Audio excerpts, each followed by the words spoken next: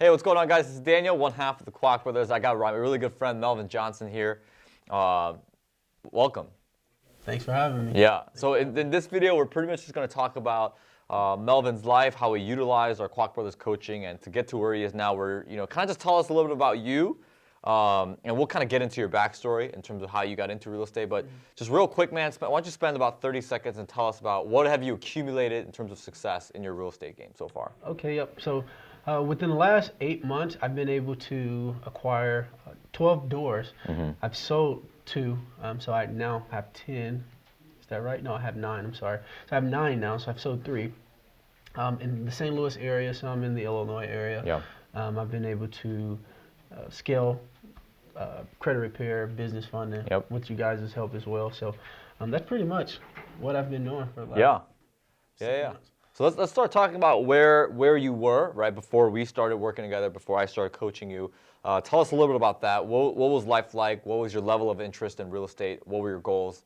Go ahead. So I would say I had a zero interest in real estate. I was actually finishing grad school. That's right. And I saw you on Facebook. Yep. And I'm like, oh, it's like officially a multimillionaire. I was like, wait a minute, like how does that even happen? I just saw the guy, like now he's a multimillionaire, and I'm like, if he can do it, I really felt encouraged by that story. So for me, that was key. That was key. Yeah. And just to let you guys know, I met Mello at a church camp when I was 19 years old, and that was like when I first started real estate investing. And I think when we got reconnected, you were saying, I remember you saying something about real estate. Yeah. Yep. And I thought you were starting a business with Sam. Yeah. And you were like, actually, no, that was a different business. That was DJing. And I was like, okay. Yeah, we sold that company a while ago. Yeah. So I was way out of the loop. So it even had given me further confirmation that you guys had started real estate a lot later than I initially believed. So I had no interest in real estate. No knowledge. I didn't have any knowledge of real estate. So for me, I started off very fresh. You invited me down to come and sit at a real estate meetup, and the rest is history. So you had no experience, no knowledge, and that's okay because that's kind of how I started. Yeah. I had no knowledge, no experience. Were you rich? No, we did not have much money at all. Actually, I used a significant portion of our taxes to make my first investment into a real estate education to get going. And my wife trusted me with that decision. And it's been one of the best decisions that we've made as a couple since we've been married. I don't have my ring on. I play basketball a lot and take it off, but I'm married, guys. Yeah, right, exactly. Yeah, so I know you and I started working together around. I think it was around you started your real estate journey. I think what was it, March or April of 2018? So it was May of 2018. Actually. May of 2018. May of 2000. I've actually in 2017 I reached out. Because I was like most of you may have been, right? Yeah. I was very apprehensive about making that journey and taking that step. I had seen that he had done it, but I kept pushing it off. I'm like, man, that's for those kind of people, Maybe he had some scenario where it was easier for him. So I stood you up for maybe 6 months before I actually came. I remember that, and I was like low key a little upset because I was like, oh man, because he's a really good dude. Like I would just love to reconnect with him whether we do business together or not. Yeah. You know what I mean? So it was strange, and then one day I don't know what, I think that was the Facebook post. You posted again because I seen the first one when you closed on, I believe, the 24 unit. Yeah. Then you closed on the 32 unit. So after that, I was like, this, I have to do something. Yeah. So for me, that was the step. So I reached out to you, and the rest is history. The rest is history, as they say. Yeah, and we started doing coaching, right? Like you and I started doing coaching with groups. I think groups really helped a lot, and I think we started doing that June of 2018. Yes, sir. And you drove up 2.5 hours to do that. Every Thursday, I drove up faithfully. Every Thursday, I would come and we would meet, and I would stay from Thursday, sometimes to Sunday. Most of the time, it was Saturday, so I can get back and go to church with my wife and daughter. But for the most part, it was I would say that I probably missed my first Thursday 6 to 7 months in. Yeah, you were pretty dedicated. Yeah, so it was every week. Yeah. Every week of him just torturing me. Right. So first off, let me say I love the idea of group coaching. I think group coaching is the best environment to learn because not only are you getting real life experience and coaching from an individual who's done it, but you're also networking and interacting with other people. Very true. Like I always tell people, like, yeah, like one-on-one coaching is great. Like it's phenomenal, nothing to take away from it. But you miss that aspect of working with other people. Absolutely. And you kind of get in this mindset of you have to do everything yourself if you're doing a one-on-one coaching relationship. But the reason why I love the fact that you did group coaching, and I did group coaching, like I still do group coaching today, you know, and by learning from other people is that you learn how to network and you learn how to solve problems with other people around you. Oh yeah. You know, so let's go now. Like we talked about where you were before. Let's talk about the process, right? Like what was that like for you, like starting out with the coaching, and then we'll kind of just talk a little bit more about how you did your first deal. But what was that like for you, just starting out that coaching and just getting engulfed in the world? So starting out in coaching, that was a bit new for me because I saw very early on how necessary it was. If I was going to do it, I was driving 3 hours one way. Yeah. If I knew that if I was going to achieve any level of success, I needed to be at coaching. That was that was it. I needed to be embarrassed by some of the questions I asked, and then also be spared of the embarrassment due to someone else asking the question that I thought was, That's a question huge. to ask. Right. You gotta be willing to look stupid. Yeah, you do. And that was it. So for me, I've always had that kind of, that spirit where, I have to ask the question and I need to know, and I'm not going to be cool or try to look like I know it all. So a lot of that went into it, but the process was just being consistent. Remember, I was consistent from head to toe. And what I mean by that, if you can remember, I wore the same outfit. Yeah. Every single week that we met up, it was like the same thing. And people would say, well, why have you, not changed that? And I say, I don't have a reason to, right? I haven't accomplished anything. And I would always say that, when I closed my first deal, then I would start changing that outfit, right. And that would be the steps for me in that outfit. I closed my first deal and I was finally able to take it, take it off. But it was a lot of consistency, just being consistent, on days where I didn't want to go, pushing myself to go, right? It was days where it was like, okay, I knew what we were going over. It was good to have it refreshed, but I never felt. I never let myself off of the hook. Yeah. Maybe we were covering things that, I had studied hard because he gives me stuff to, hey, go home and study this sort of thing, or go learn how to, find out why it's important to have a cap rate on a 12-unit building, how they may differ from, a 5-unit building in the west side of Chicago. Something crazy. Yeah. But just giving me these scenarios where it wasn't cookie cutter. It was in the extreme case scenario, so that when I did get in those situations where it was much simpler, it was a piece of cake. So, and trusting you on that, I remember, I'll tell you this story if I can. Yeah, do your thing. Sat me down. We had a coaching session. It was about 3 of us. Yeah. 2 of them left. 2 of the guys, I think it was, I won't name them, but 2 of the guys left. Their names are, and they live in this address. We were not. The 2 of the guys left, and we were, he told me he gave me a Schedule E and just sat it down. Yeah. And I was like, what the heck, what am I supposed to do with this? He's like, oh, what are the numbers saying? Long story short, he went and took an hour shower. He took a nap, read a book. I was at the table for about 3 hours. Yeah, I remember that. Trying to figure out what the heck is this Schedule E saying. And when he came back and he actually finally answered the question for me, it showed me that numbers, it's a language in itself. It is a language. And you would always say when the guy's trying to hide management calls, and you say, well, that's obvious. You can see it in the numbers.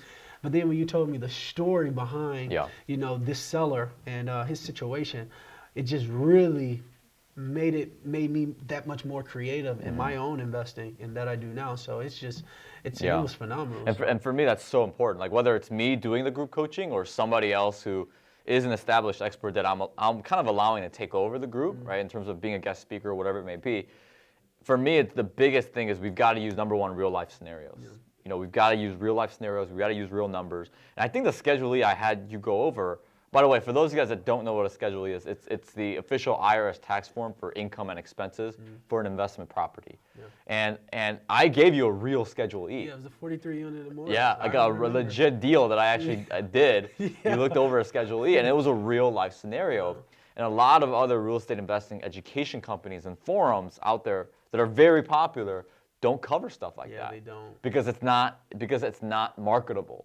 You know? Yeah. And I would add that, you know, as flattering as it is for individuals to tell me, man, you know, how do you know this stuff? You know, when I go to different markets and people, you know, they encounter me and I start talking real estate, they're like, how do you know that? I'm flattered, for one, to know that, you know, obviously the coaching was that good to where it makes a difference and people notice that. But then I'm also troubled by the fact that, you know, for something that is so simple or should be so simple for us to know as investors, a lot of people don't know that. So that's a testament to, you know, the statement you just said. A lot of companies are just, you know, given these scenarios that are not realistic. You know, and because they want to sell and they want to market. You know, and you know, people, they like the easy way out. But you know what happens when you have a 90-year-old who's, you know, selling a building in a weird way because he's trying to do it for his family, and this is the way the building needs to be sold because of that. You know, and reading the Schedule E, you know, you'd have to know, you know, have knowledge of knowing how to read it. And these are things that the 95% of people don't know. And they want to know, they need to know, but they don't know because it's not put in front of them. And you know, those 90% of people, they're the ones who lose stuff during the crash. They're the ones who, you know, make $10,000 on a deal, in a deal where a potential $30,000 is potentially made. So let's backtrack into the process. So you started the group coaching in June of 2018. When did you do your first deal? I did my first deal in June of 2019. Yeah, so it was a full calendar year. Yeah, full calendar year. Yeah, and I would say it could have been a lot sooner, but this guy would always come and he would say, "No, I think you can do better than that." You know, and I was, oh my gosh, all these deals are getting away, and you keep telling me I think you can do better than that. You know. Yeah. But a full calendar year, and then right after that, so June 27th, I signed a contract on that deal. We closed, I believe, in actually September. No. July 2nd, 2019. But then I went on to buy 3 more that month, you know, so so the following month. So yeah, it was, and you know, just having the confidence to do that, man, that is, you need, I strongly recommend, you know, having someone to really challenge you on everything so that you're sure about, you know, being able to do the decisions on your own when you get to that point, but then also having someone to guide you through that process of doing it so that you don't have to do it alone on your first time if you don't have it, you know, so that's key. Yeah. So tell us, man, about how, like, the preparation for that first deal, because I think a lot of people watching this are like, well, like I'm ready to do my first deal, but I've been stuck. Like I bought a bunch of different programs, like I've watched YouTube videos or read books. I don't know exactly what I need to do. Or they have the opposite mindset of, I'm going to do it and I'm just going to figure it out, which is very dangerous. Very dangerous. Because people don't know what they can lose. So what did you do to, number one, be prepared for your first deal? And tell us about what was the mindset, right? What was that like? The Mamba mindset. The Mamba mentality, man. The Mamba mentality. All right. But in all seriousness, it was really studying so much where I got to the point like, well, why am I not doing a deal? Like, you know, it was one of those things where I was around a lot of doers, you know, individuals who had, you know, but I had my fair share of individuals who hadn't done deals, where I was like, okay, I have an opportunity of being on either side of the spectrum, you know. So for me, getting prepared for it was, and we all have different, and I like to say this, we all have different reasons or motivations as to do it now as opposed to later. You know, I had a wife, I have a daughter, you know, and those 2 individuals alone need me to make decisions, whether I'm going to not do real estate or I'm going to do it. They don't need me straddling the fence. You know, they need me to be sure in those decisions. So for me, that was a large motivation to get going on real estate. But then again, running my deals past and saying, hey, what do you think about this? Or I'm looking to go into this market, you know, and you know, I needed my brother, my mentor. I needed him to say, you know, that's a good, you know, I think you're ready. You know, I remember I told you my plans, and he laughed at me. He's like, oh, I think you'll do more, and I was like, you crazy. You know? Yeah, you said I want to do 1 flip, 1 rental, and you said something else. Yeah, that was short sale. A short sale, and you said you wanted to do that by year's end or in the next 12 months. And I laughed. I was like, oh, man, you could do way better. Because you just, like I said, people who start off, they just don't know what they don't know. They don't have the clarity in what is real, you know, and sometimes that real is not too big or it's not too small. But tell us about what was were you afraid? Like, did you have a lot of fear in your first deal? What? That was, I would say, no amount of coaching could prepare you for that, to make the decision. Yeah. I mean, you could get all of the numbers X'd out, but making the decision, that was the scariest thing, right? Because and then it's so simple, and you'll know it. You know that it's so simple. Oh, yeah. That it's like, well, I don't want to call people and ask them that. You know, I had called him one time. He didn't know. And I called him, and I was like, what do you typically do? Because I didn't know how to, I had raised the money for the project, but I didn't know how to get the money from the investor to the actual, to the closing. And I was like, so I called him. I didn't tell him that's what I was asking, but I just was like, oh, yeah. And I was like, I guess there's a lot of ways that you can do it, but like, how do you do it? You know? He's like, oh, I just have them wire the money in the close. Yeah. And I was like, got it. Cool. And then I like called back and I was like, wire the money into close. So they would go to their bank to do that, right? Yeah. You know, because we had spent so much time on the majors, right? Like the bigger things, and then it's not as sexy. Yeah, it's not. You know what I mean? It's like, oh, just have them wired it over. See, and it was really simple. Like looking back on it, I was like, dang, that was super simple. But those were the little things, like showing up. Okay, what am I going to do when I actually have this property? You know, it's kind of like, you know, you don't have a child yet, but it's like when you have, you know, the baby is out, and then the doctors are getting ready to send you home, and you're like, what am I supposed to do with this child? Like, I don't know what to do after. And then you sort of learn the steps as you go. That was, if anything is close to explaining what that process was like, it would be, that's what it would be. So if you have kids, I mean, the same level of feeling that you thought those doctors are crazy for giving you this baby, and you know, it's the same with the deal. No one can prepare you for that actual close, because the close of, you know, just knowing the small details, those were the things that were huge to me. And I knew how to break down the deal, cap rate, blah, blah, everything, and get an ARV and all of that. But, you know, actually closing, that was. Right. Well, I think one of the things that you did really well compared to a lot of the other people I coach, and we make this a priority now in our group coaching, is building a solid team. Like, that is so important. You know, I mean, you did a really good job, and we talked a lot in our group coaching, and also even just our one-on-one conversations, the importance of having a contractor, a project manager, and all these different people that are not only good at what they do, but they have integrity. You know, I mean, that is huge. Yeah, I actually went through. I would say that is key. Yeah. If you're not going to be GCing the job yourself, and you don't know how to GC the job yourself, don't GC the job. You know, because you need someone who is definitely savvy and understanding like the local municipalities and the laws and stuff like that goes into, if you're starting out with fix and flip, if you're starting out with buy and hold, the same, you need a good team to be able to fix things. But, you know, especially for fix and flip, you know, you want to ensure that those components are already set in place. You know, we had a situation where I use this illustration all the time. You know, we had a situation where we had to submit blueprints to the city. My contractor, as awesome as he is, he knew an inspector wasn't, or an examiner wasn't in. Okay, so when he handed the set of blueprints to be approved, the woman told him, oh, it's going to take about 2 to 4 weeks.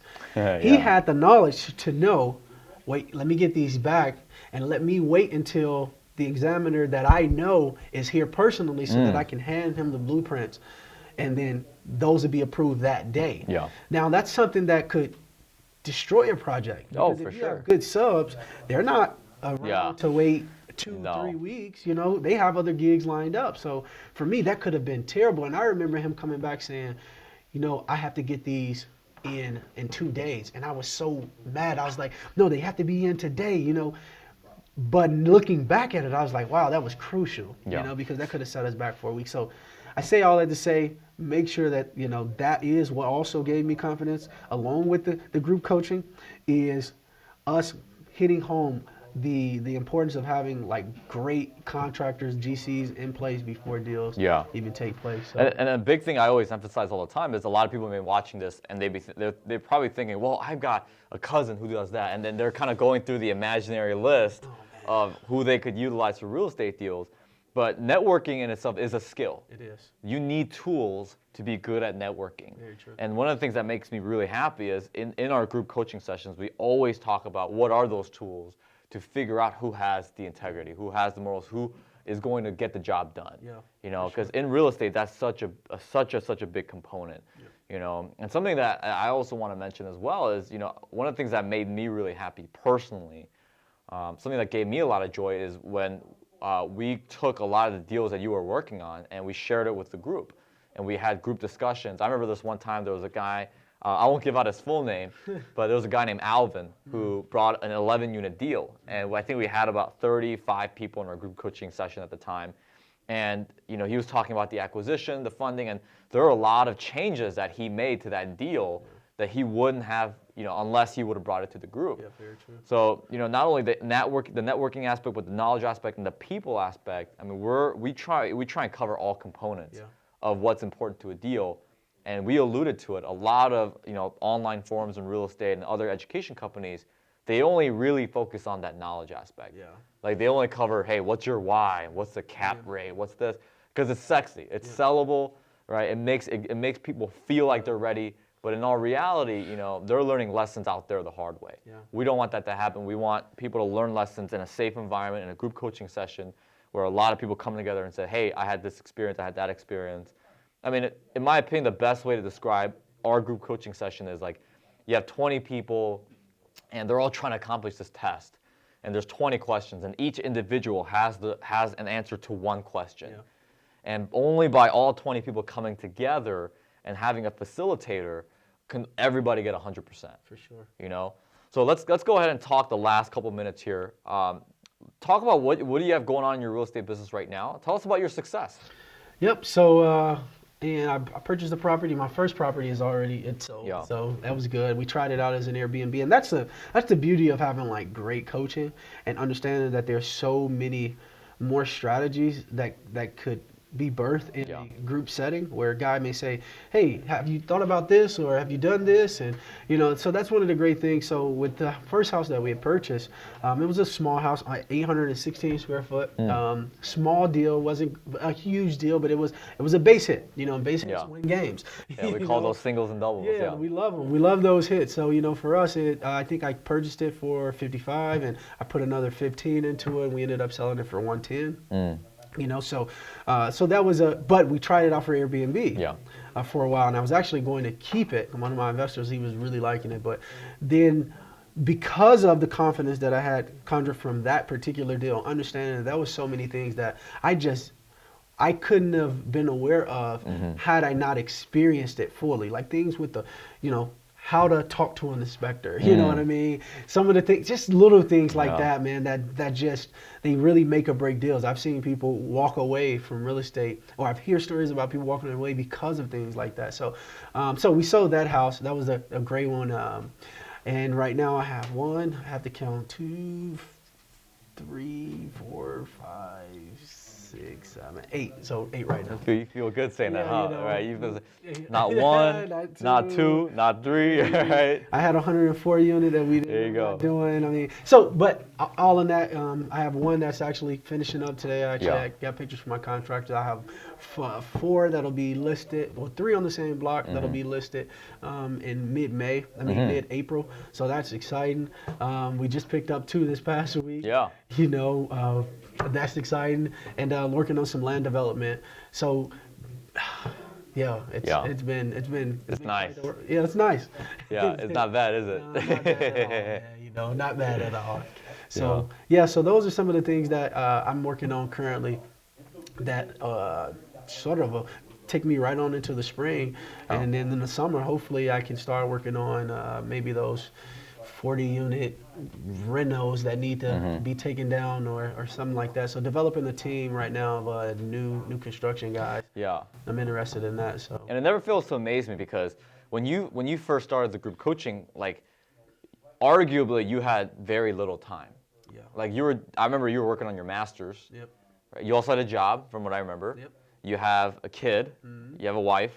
And you were driving 3 hours one way. Yeah, very little time. Very little time, which for a lot of the people watching, like the group coaching is online. You know what I mean? Yeah. So they don't have to drive 3 hours. Yeah. You know, I don't know if they're working, I don't know if they're in school, but you're like busy. Yeah.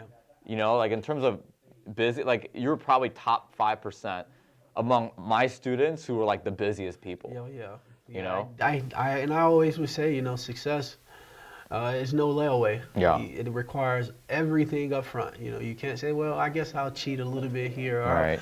I'll do it. If you do not give it all up front, it's not going to pay out for you. Yeah. So, and Well, I was right. forced. And the goal of the coaching is to not take away time, but it's to save it. Yeah. It's to save it for them. Yep. You know, and the same thing with money. Like it's not for me, it's not for us to take the money, but it's for us to save it in the future with all the mistakes and potential earnings that could be made. Very true. Yeah. Very true. And I have, to date, and I have not had an experience with real estate that I was like, wow, I was completely unaware of that outside of, having a too low of a ceiling Yeah. on one of our rehabs, but it's sold now. But outside of that, but in terms of, not being equipped or prepared, and you only get better. That's the beauty of it. Yeah. Like I speak with my contractor all the time. He's super helpful.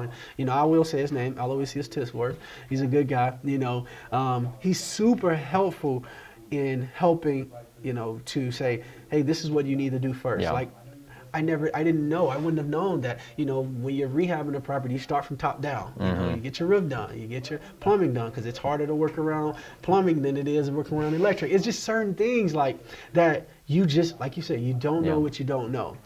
So now, those are some of the things. Now I'm spearheading my own projects as a GC because he obviously can't travel to where I am currently, but I have another phenomenal guy, my buddy Keith, by the way, who's teaching me the framing side of the structure of a building and why it's important to have headers where headers go, and why it's important to have beams where they go. You just need people ultimately around you that are going to pour into you. They're not going to just show up and say, oh, you didn't pay me for that, so I'm not going to tell you. You need people that are supportive, that can kind of teach you along. Not that you're trying to do their job, but so that you have a better awareness, because we should never stop learning. Yeah, So that's even so if true. you're on the lending side, and I don't think it's a good job not to know, okay, why the electric needs to be 6 inches apart for every line. I just don't think that. I think that that's important for us to learn, because it shows that we're willing at any point to evolve and to becoming better people, better investors. Yeah. And,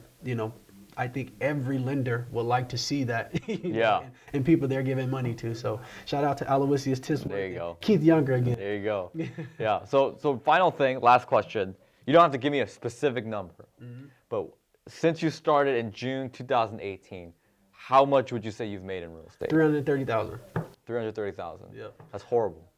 I'm kidding. Okay. No, that's phenomenal, right? Like, I mean, there's executives and VPs of companies who don't even make that much. Yeah, it was nice today. We got a $73,000 deposit today. There you go. Like, hey, how about that? But it all went back into projects because I'm a reinvestor. That's right. So my wife is like, just put it back into a project. We talk about it all the time, right? We talk. Don't buy a Ferrari.